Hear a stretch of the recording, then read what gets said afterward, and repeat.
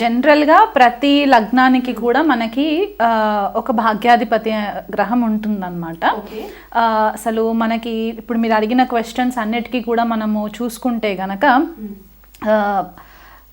భాగ్యాధిపతి అనే కాన్సెప్ట్ చాలా ఇంపార్టెంట్ అయిపోతుంది అనమాట. ఎందువల్ల అంటే మనకి మన ఫ్యూచర్ ఎట్లా ఉంటుంది, మనం గత జన్మలో ఏం చేసుకొని వస్తే మనం ఇట్లాంటి లైఫ్ లీడ్ చేయాలి అనే ఒక ప్రాపర్ డైరెక్షన్లోకి తీసుకెళ్ళడానికి ఒక గైడ్ ఉండాలి. కాబట్టి ఆ గైడింగ్ గ్రహము మనకందరికీ కూడా ఒక్కొక్క లగ్నాల వారిగా వాళ్ళకు ఒక భాగ్యాధిపతి గ్రహం ఉంటుందన్నమాట. ఇది మనకి ద్వాదశ రాశులు ఏవైతే మనము జ్యోతిష్య చక్రంలో కాలచక్రంలో చూస్తామో మనకి నవమ స్థానానికి సంబంధించిన గ్రహము మన భాగ్యాన్ని రిప్రజెంట్ చేస్తుంది అనమాట, చూపిస్తుంది అనమాట మనకి. సో ఈ గ్రహము ఎలా పనిచేస్తుందంటే ఈ భావానికి మెయిన్ ఎక్కువ మనకి ఇంపార్టెన్స్ ఉంటుంది. ఈ ధర్మ త్రికోణం అయిపోతుంది అనమాట. అంటే మనకి ఫస్ట్ హౌస్ అంటే లగ్నము, పంచమ స్థానము, భాగ్యస్థానము, నవమ స్థానం ఏదైతే మనకి ఈ ట్రయాంగిల్ ఉంటుందో త్రికోణాస్ అంటారనమాట. ఈ కోణాస్ని లక్ష్మీ స్థానాస్ అని కూడా అంటూ ఉంటారనమాట. ఎప్పుడైతే ఈ లక్ష్మీ స్థానంలో ఈ హైయెస్ట్కి వచ్చేసరికి మనకి నవమ స్థానము హైయెస్ట్ స్పిరిచువల్ యాంగిల్ అవుతుంది. ఈ నవమ స్థానము మనకు యాక్చువల్గా ఏం రిప్రజెంట్ చేస్తుందంటే మనము గత జన్మలో నుంచి క్యారీ ఫార్వర్డ్ అయిన పుణ్యకర్మలు ఏవైతే ఉంటాయో, అంటే పాపకర్మలు కాకుండా మనకి ఏ టైంకి ఎట్లాంటి సిచ్యువేషన్స్లో ఉన్నా కూడా సడన్గా మనం ఆ ప్రాబ్లంలో నుంచి బయటికి రావడానికి మనకి కొన్నిసార్లు ఆపర్చునిటీస్ కనిపించవు, అన్ని డోర్స్ అన్ని క్లోజ్ అయిపోయినట్టు అనిపిస్తూ ఉంటుంది. కానీ సడన్గా ఎవరో ఒక వ్యక్తి వచ్చి మనకి హెల్ప్ చేయడము, లేకపోతే ఏదో ఒక సో ఈ భావానికి సంబంధించిన పుణ్యం మనం ఏదైతే తెచ్చుకుంటామో అదంతా క్యారీ ఫార్వర్డ్ అవుతుంది అనమాట. అది కాకుండా మనం పుట్టినప్పటి నుంచి మన కరెంట్ ఏజ్ వరకు మనం ఎక్కడెక్కడైతే మనం పుణ్యకర్మలు చేస్తూ వచ్చామో చిన్న చిన్నవన్నీ కూడా అవి మనకి అకౌంట్లో ఫ్లరిష్ అవుతాయి. ఇప్పుడు మనం బ్యాంక్కి వెళ్తాము, డబ్బు డిపాజిట్ చేస్తాము, బ్యాలెన్స్ అంతా మనం సేవ్ చేసి బ్యాంక్లో పెట్టుకుంటాం. ఈ భాగ్యాధిపతి ఆర్ భాగ్యస్థానానికి సంబంధించిన ఫ్యాక్టర్ కూడా ఇంచుమించు అట్లాగే ఉంటుందన్నమాట. కర్మాస్ మనము ఎంత గుడ్ కర్మాస్ చేస్తే, ఎన్ని మంచి పనులు చేస్తే అది ఒక్కొక్క రోజు ఒక్కొక్క పర్సంటేజ్ లాగా మనకి నవమ స్థానంకి వచ్చేసరికి ఆ బ్యాంక్ బ్యాలెన్స్ అక్యుములేట్ అవుతుందన్నమాట. ఈ భాగ్యస్థానం వచ్చేసి దీని లక్ష్మీ స్థానం అని కూడా చెప్తూ ఉంటాము. ధర్మ త్రికోణం కూడా అవుతుంది. అంటే మనం ఎలాంటి ధర్మాన్ని ఫాలో అవుతున్నాం అంటే మనము ఇక్కడ మతం గురించి మాట్లాడట్లేదు, ధర్మాన్ని.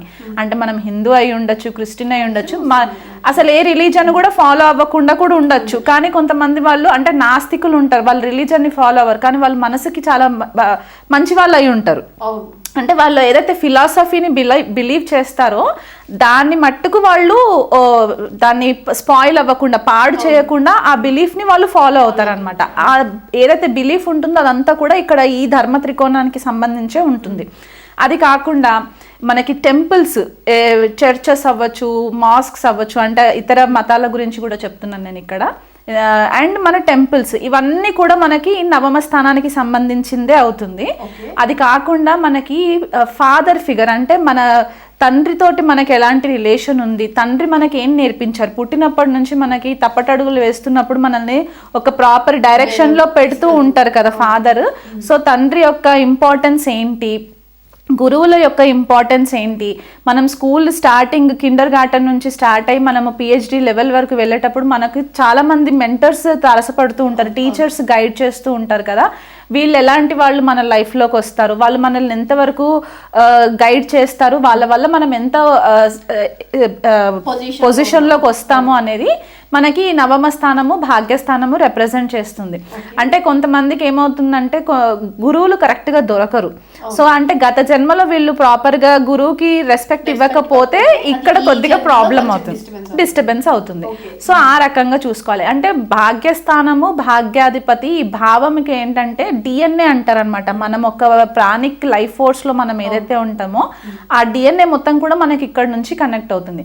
మనం ఎలాంటి ఇంట్లో పుట్టాలి అంటే కొంతమంది ఫర్ ఎగ్జాంపుల్ అంబానీ గారు ఉన్నారు, ఆయన పుట్టినప్పటి నుంచి గోల్డ్ స్పూన్ లో పుట్టినట్టు. ఎందుకంటే వాళ్ళ ఫాదర్ ధీరుభాయ్ అంబానీ గారు వెల్ ఎస్టాబ్లిష్డ్ ఫాదర్ కాబట్టి.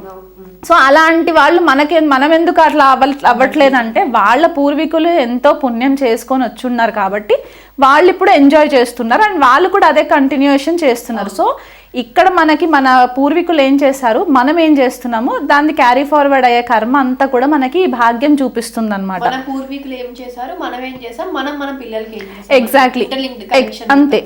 అంటే ఇప్పుడు భాగ్యస్థానంకి వచ్చేసరికి ఏంటంటే పంచమం నుంచి పంచమం లెక్కెట్టుకుంటే 5th to 9th వచ్చేసరికి భవద్భవం కాన్సెప్ట్ అని ఉంటుంది.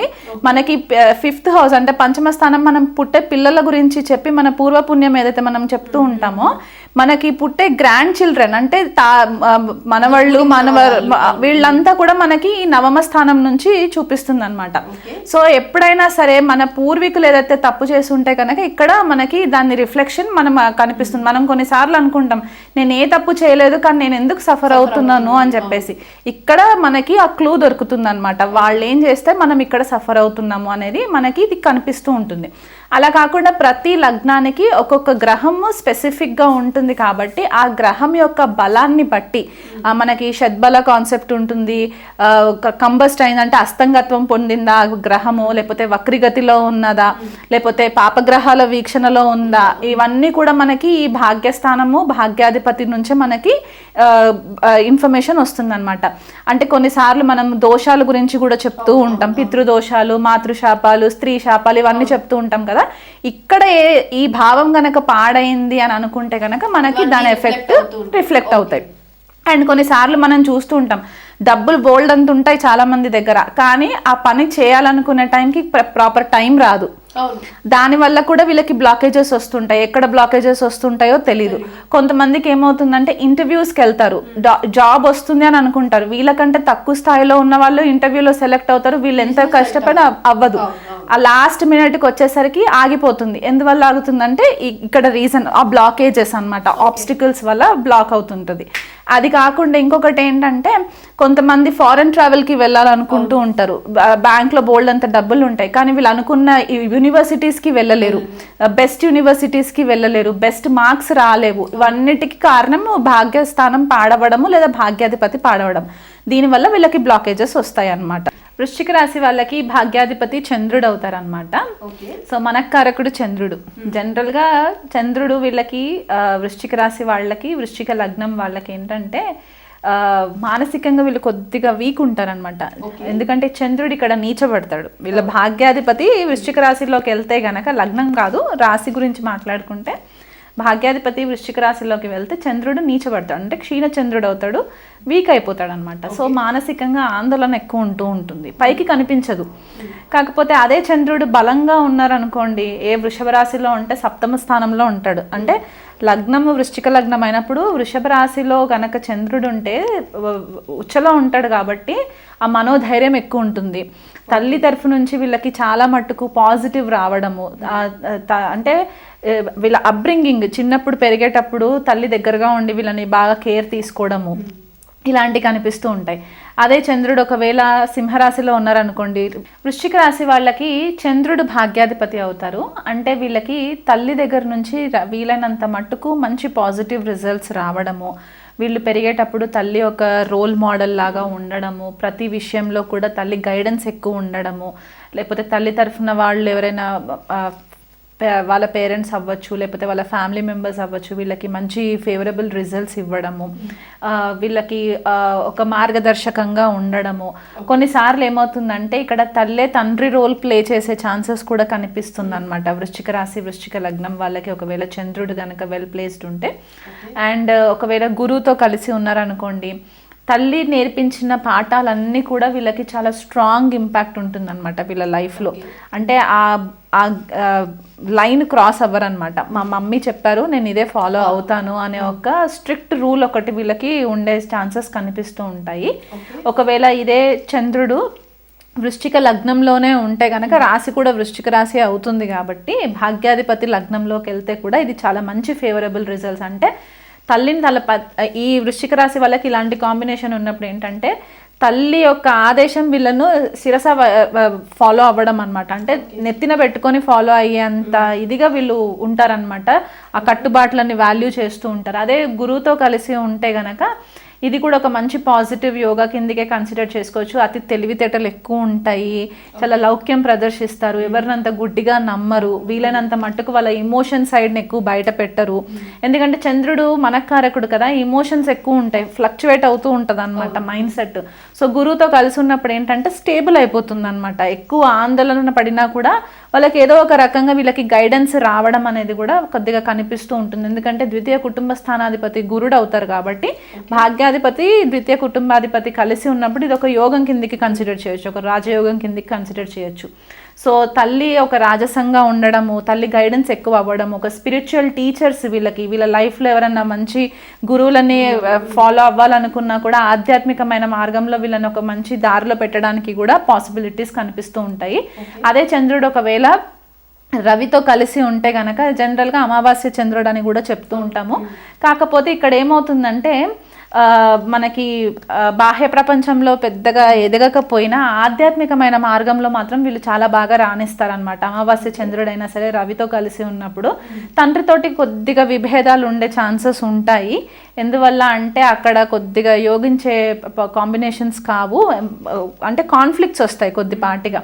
కానీ ఇక్కడ భాగ్యాధిపతి దశమాధిపతి కలిసి ఉండడం కూడా ఒక యోగం, మళ్ళీ ధర్మ కర్మాధిపతి యోగం కింద కన్సిడర్ చేస్తాం కాబట్టి వృత్తి పరంగా వీళ్ళు బాగా రాణించడము, అంటే ఐసోలేటెడ్గా ఉంటూ వీళ్ళకంటూ ఒక రికగ్నిషన్ తెచ్చుకోవడానికి ఎక్కువ కృషి చేస్తూ ఉన్నట్టు కూడా మనకి కనిపిస్తూ ఉంటుంది.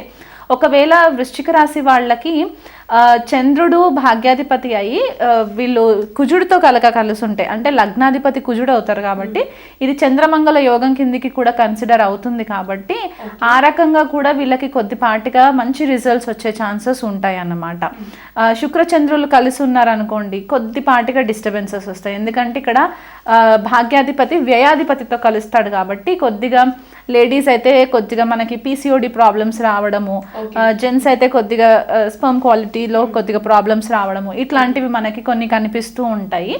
అండ్ ఈ చంద్రుడి పైన గురు దృష్టి పడినా లేకపోయినా రవి దృష్టి పడినా కొద్దిపాటిగా, అంటే ఇలాంటి కాంబినేషన్స్ ఉన్నప్పుడు ఏమవుతుందంటే బేసికల్గా అత్తవారి సైడ్ నుంచి కూడా ఇబ్బందులు రాకుండా, అంటే అత్తగారు కూడా కొన్నిసార్లు చాలా తల్లిగా ఉండి వీళ్ళని చూసుకోవడము, వాళ్ళకి మంచి గైడెన్స్ ఇవ్వడము, మంచి మాటలు నేర్పడము, కుటుంబంలో ఎలా ఉండాలి అనేది తీర్చిదిద్దడం, ఇవన్నీ కూడా జరిగే ఛాన్సెస్ మనకి కనిపిస్తూ ఉంటాయి. అదే ఒకవేళ ఈ భాగ్యాధిపతి చంద్రుడు కనుక రాహుతో కానీ కేతుతో కానీ కలిసినా లేకపోతే శనితో కలిసినా కూడా కొద్దిపాటిగా డ్యామేజింగ్ ఉంటుంది. ఎందుకంటే భాగ్యంలో వృద్ధి చెందనీయకుండా చంచలమైన మనసు ఎప్పుడు ఉంటుంది కాబట్టి కొద్దిగా కుదిపేస్తూ ఉంటుందన్నమాట. అండ్ వీలైనంత మట్టుకు వీళ్ళు అలాంటి కాంబినేషన్స్ ఉన్నవాళ్ళు ఐసోలేషన్, అంటే ఒంటరిగా ఉండకుండా వీళ్ళనంత మట్టుకు చుట్టూతో ఎవరన్నా ఉన్నారా లేదా చూసుకొని వాళ్ళతో ఎక్కువ మింగిల్ అవ్వడము, ఇలా చేసుకున్నా కూడా కొద్దిగా హెల్ప్ అవుతుంది. లేకపోతే అనవసరమైన అపోహలు, ఒక రకమైన ఫోబియాస్ రావడము, ఒక రకమైన హాలోసినేషన్లోకి వెళ్ళడము, ఇవన్నీ కనిపిస్తూ ఉంటాయి. ఎడిక్షన్స్కి కూడా దారితీసే ఛాన్సెస్ ఉంటాయి. ఎందుకంటే మనకి చంద్రుడు మనకారకుడు అని చెప్పుకున్నాం కాబట్టి మూడ్ స్వింగ్స్ ఎక్కువ ఉంటూ ఉంటాయి అన్నమాట. సో ఒకవేళ ఎవరన్నా వీళ్ళతో సరిగ్గా మాట్లాడకపోయినా ఇమీడియట్గా అది మనసుకు తీసేసుకోవడం, ఇలాంటివి జరిగే ఛాన్సెస్ ఉంటాయి. కానీ భాగ్యవృద్ధి దగ్గరకు వచ్చినప్పుడు ఏంటంటే వీళ్ళకి బిజినెస్ చేసే వాళ్ళు ఎవరైనా ఉంటే కనుక మిల్క్ ప్రోడక్ట్స్ అమ్మడము, డైరీ ప్రోడక్ట్స్లో రాణించడము, ఫారెన్ ట్రావెల్స్ చేసేవాళ్ళు, ట్రావెల్ బిజినెస్లో ఉండేవాళ్ళు, ఇలాంటి వాటికి మంచి కాంబినేషన్స్ మనకి కనిపిస్తూ ఉంటాయి. కాబట్టి ఆ రంగంలో వీళ్ళకి రాణించడానికి చంద్రుడు బాగా ఫేవర్ చేస్తూ ఉంటాడు. ఓకే, మరి ఎక్కడైతే భాగ్యాధిపతి అనుకూలంగా లేని వాళ్ళు ఎలాంటి రెమెడీస్ చేసుకోవచ్చు ఒకసారి? భాగ్యాధిపతి చంద్రుడు ఒకవేళ వృశ్చిక లగ్నం వాళ్ళకి రాశి వాళ్ళకి అనుకూలంగా లేకపోతే వీళ్ళు ఏం చేసుకోవచ్చు అంటే సోమవారం రోజు శివుడిని చంద్రశేఖర స్వామిలాగా ఆరాధన చేసుకొని సోమవారం అంతా కూడా ఉపవాసం ఉండి సాయంకాలం ప్రదోషకాలంలో చంద్రశేఖర అష్టోత్తరం మనకు ఉంటుంది, అది లేదా అష్టకమైనా సరే అది చదువుకొని పారాయణం చేసుకొని పౌర్ణమి రోజు మాత్రము స్పెషల్గా పూర్ణచంద్రుడు ఉంటాడు కాబట్టి ఆ పున్నమి వెన్నెల్లో కూర్చొని లలిత సహస్రనామం పఠనం చేసుకోవడం వల్ల కూడా వీళ్ళకి మనోధైర్యం పెరగడం ఒకటి, ఆ భాగ్యవృద్ధి జరగడానికి మంచి పాసిబిలిటీస్ ఉంటాయి. వీలైనంత మట్టుకు శివుడికి పాలాభిషేకం చేయించడము సోమవారం రోజు, అండ్ గోవుకి గ్రాసం పెట్టడము, ఇలాంటివి చేసుకున్నా కూడా వీళ్ళకి మంచి రిజల్ట్స్ వస్తాయి.